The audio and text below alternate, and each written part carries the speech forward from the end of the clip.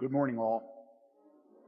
Our wizard in the box up top there is, as you probably know, among all of his technical duties, he's also our finance chair, and I'm one of the spokespersons to provide a update on where we are financially this year and comparing it a little bit to last year. So the spreadsheet's on the board up there, and we want to thank those that have been financially supporting Forest Chapel. Year to date, in 2020, individual giving is up $1,200 from where we were a year ago. And considering the crazy circumstances that we're all operating with, living in, we want to give you thanks for that sort of support. What we had a year ago in 2019 was a injection of resources or money as a result of an insurance settlement that helped keep us above water. And we have something of a similar blessing that is with us this year. As many of you may know, the Paycheck Protection program that the government put out through the Small Business Administration, this church applied for and received a loan of $33,500. We fully expect that we're going to be able to go through the steps here in the next month or two of submitting paperwork that will have that loan forgiven.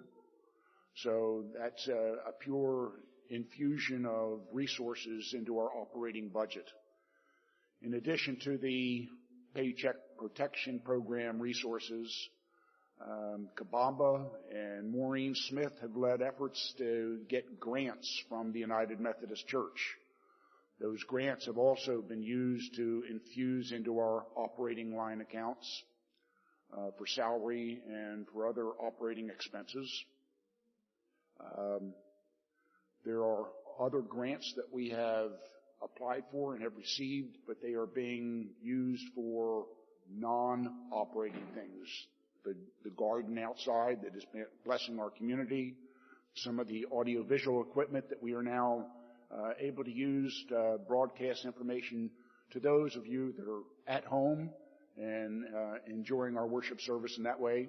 It is kind of a wet and cold, rainy day here this morning, so I can understand why people would choose to stay home and participate in worship in that fashion.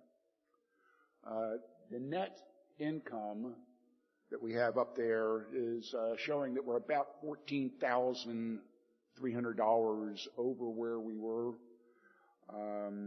and total net with what's been infused actually shakes out at about $39,000 over. So it has allowed us to be in a fairly healthy situation, but again, we have some special factors that have influenced that. What we have not succeeded in doing is supporting the denomination with our connectional ministry, connectional givings. A year ago, we were at about 63% for district askings. This year we're at 61%, so we're pretty close.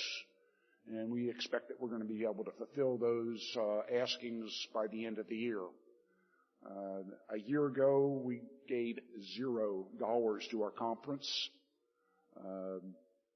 This year, through a gift that was made and a direction that Kabamba chose, we have made a $1,000 contribution towards the conference askings.